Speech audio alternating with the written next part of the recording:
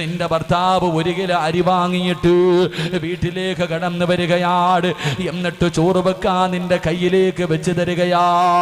ആ സമയത്ത് കുത്തുവാക്ക് പറയാതെ, പരിഹസിക്കാതെ, കളിയാക്കാതെ ഇതെന്റെ ബാധ്യതയാണെന്ന് മനസ്സിലാക്കി അത് വാങ്ങിയിട്ട് അടുക്കളയിൽ പോയി കഴുകി ശുദ്ധിയാക്കി ചോറ് വെച്ച് നിന്റെ ഭർത്താവിന്റെ മുന്നിൽ കൊണ്ടുവച്ചാ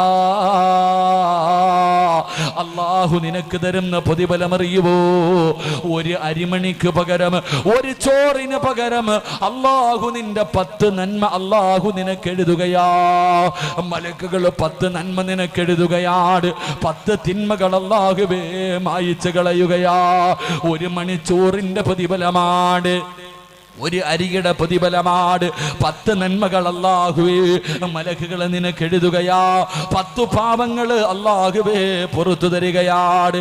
എന്നിട്ട് എൻ്റെ പ്രിയമുള്ള പെങ്ങന്മാര്, പടച്ചവനെ എമ്മയ്ക്കും ഡിഗ്രി